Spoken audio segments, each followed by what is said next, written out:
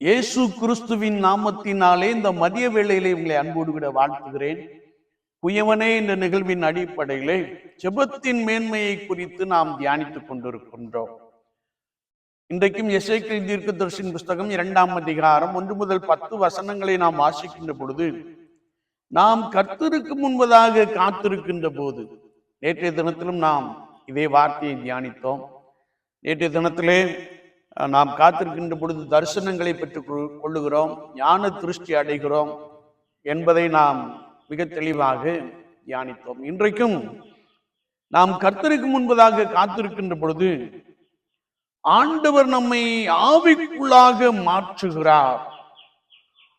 அவர் நம்மை ஆவிக்குள்ளாக மாற்றி தம்முடைய ஜனங்களை குறித்து நம்மோடு கூட பேசுகிறவராக இருக்கிறார்.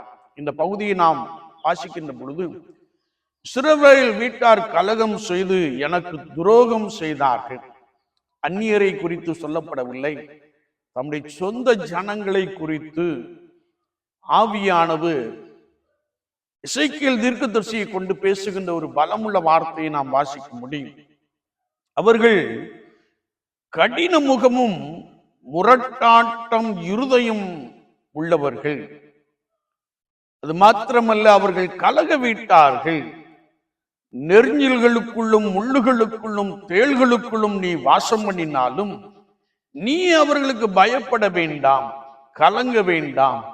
நான் சொல்லுவதை அவர்களுக்கு சொல். அவர்களுக்கு புலம்பல்களும் தவிப்பும் உண்டு. நீ கலகக்காரனாய் இராமல் நான் சொல்லுகிறதை சொல் என்று சொல்லுகிற ஒரு வசனத்தை நாம் வாசிக்க முடியும். என்னை கேட்டுக்கொண்டு இருக்கிற என் அன்பு சகோதரனே, சகோதரியே, எசேக்கியேல் தீர்க்கதரிசியின் காலத்திலே கர்த்தருடைய ஜனங்கள் இஸ்ரவேலர்கள் ஆண்டவருக்கு விரோதமாய் துரோகம் பண்ணினார்கள், கலகம் பண்ணினார்கள், கடின இருதயம் உடையவர்களாக காணப்பட்டார்கள்.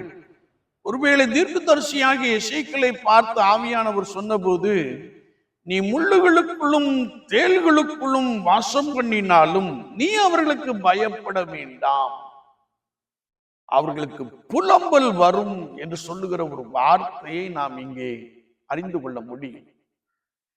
கர்த்தருடைய சமூகத்திலே நாம் காத்திருக்கின்ற பொழுது கர்த்தருடைய ஆவியானவர் காரியங்களை வெளிப்படுத்துகிறவராக இருக்கிறார். தம்முடைய ஜனங்களுக்குள்ளே வார்த்தை அனுப்பி அவர்களை உணர்வடை செய்யும்படியான கிரியைகளை நடப்பிக்கிறார். இன்றைக்கும் நாம் கர்த்தருடைய ஜனங்களை பார்க்கின்ற பொழுது, அல்லது கிறிஸ்தவர்கள் என்று சொல்லிக் கொள்ளுகின்ற நபர்களை நாம் பார்க்கின்ற பொழுது, எல்லாரும் அல்ல, ஒவ்வொரு சபையிலும் பரிசுத்தவான்கள் உண்டு, பரிசுத்தவாட்டிகள் உண்டு.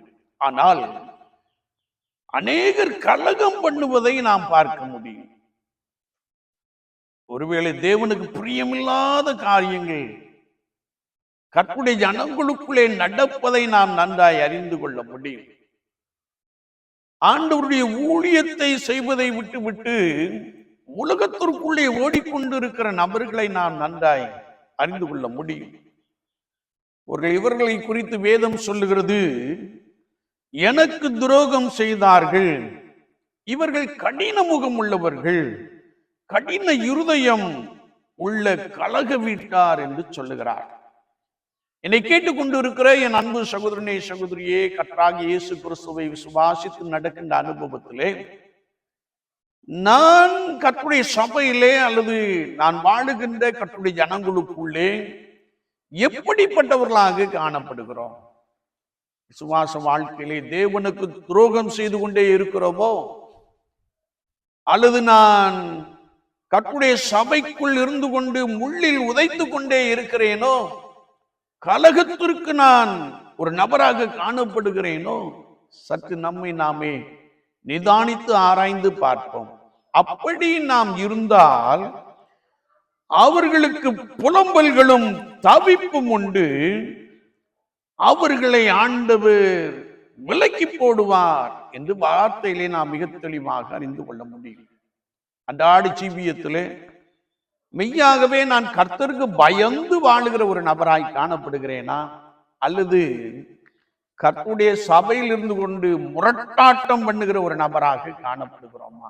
வேதம் சொல்லுகிறது, ஒருவேளை கர்த்தருடைய வார்த்தையை நாம் வாசிக்கின்ற பொழுது அவர்கள் ஆண்டவருக்கு விரோதமாய் துரோகம் செய்தவர்கள் என்று சொல்லப்பட்டுள்ளது. நான் எப்படி இருக்கிறேன், நாம் எப்படி இருக்கிறோம், கர்த்தருக்கு பிரியமாய் காணப்படுகிறோமா? சற்று நம்மை நாமே ஆராய்ந்து பார்ப்போம். கர்த்தருடைய சமூகத்திலே நம்மை தாழ்த்திக் கொள்வோம், அர்ப்பணிப்போம். ஆமேன், ஆமேன்.